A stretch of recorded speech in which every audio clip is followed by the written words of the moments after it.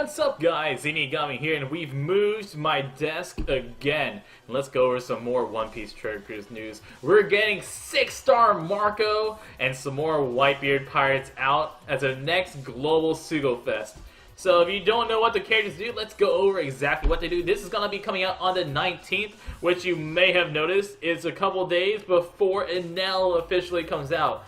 So we're going to get the 6-star Marco Sugofest with a bunch of Whitebeard pirates, and then we're gonna get Enel out. And if you do need help with Enel, I do have some preparation guides and walkthrough videos for Enel out on my channel right now.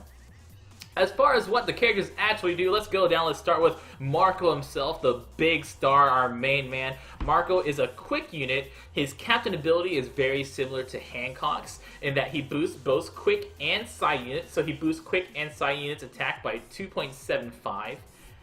as long as you're above 70% health. He also reduces damage you take by 30%. So whereas Hancock increases your recovery while you're above 70%, Marco reduces your damage taken above 70%. And then after, if you get below 70% health, Marco is just, he doesn't do anything as a captain. His special heals you for 100 times his recovery, which is his recovery maxes at 450, so it heals you for a cool 45,000 health, which is definitely gonna bring most teams up to max. The only teams that don't go to max are like Blackbeard teams. And he also boosts your orb effectiveness by 2 turns. So he's got a pretty good special. He's got a pretty good captain ability, but you have to choose between, like, people ask always, which is better, Marco or Hancock? You gotta think to yourself, what's going to be more useful to you?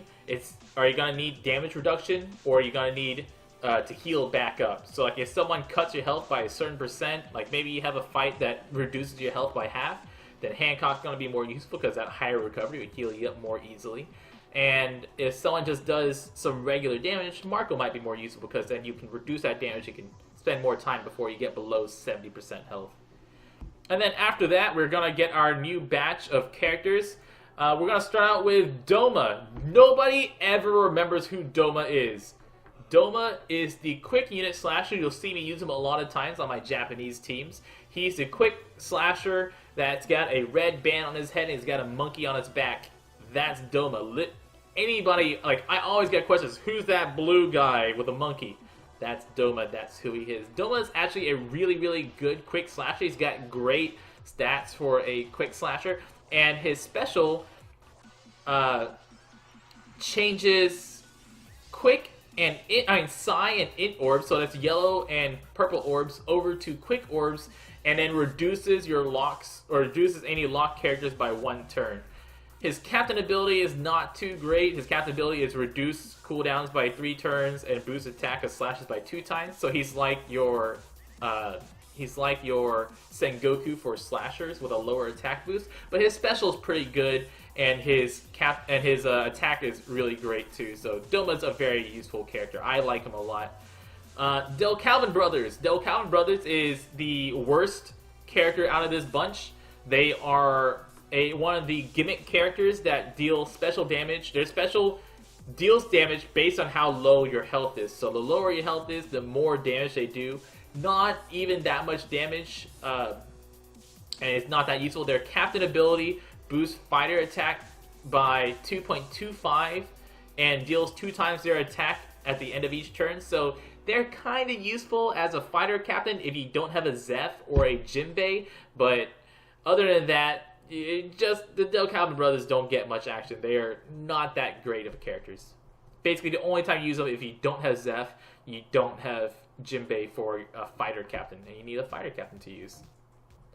Then we have, what's next on the list? Squard or Squardo, depending on how you translate his name. Squard or Squardo.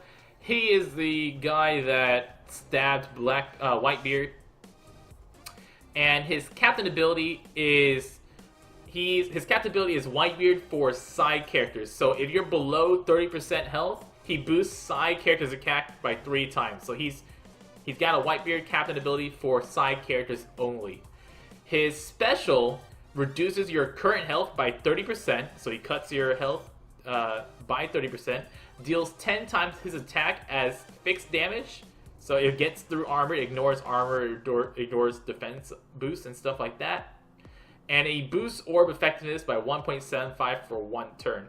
So it's kind of useful to have that orb effectiveness boost. His special that also deals fixed damage is also nice, and he's got a really nice attack. His attack actually maxes out at 1400, so it's great attack stat, pretty good attack boost.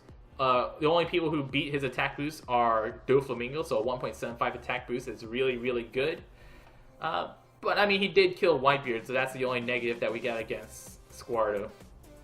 Whitey Bay is our beautiful ice witch. The Whitey Bay, what she does is her captain ability is exactly Talonami's. So if you don't have a Talonami, you can use Whitey Bay, and she does the exact same thing. She gives you 2.5 times attack to all 8 characters.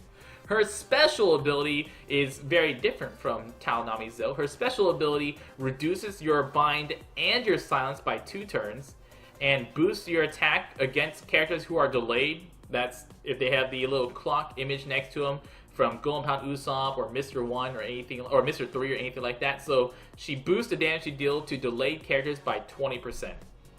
So that's actually, she's got an actually really useful captain ability. And if you are using an int team, I actually recommend using 1 Talonami and 1 Whitey Bay captain for the most utility out of your teams. So you can use 1 Talonami special to get your int orbs, and you can use Whitey Bay to boost your damage and after you delay them. So they work great together, either as a replacement or as a enhancer for your int teams.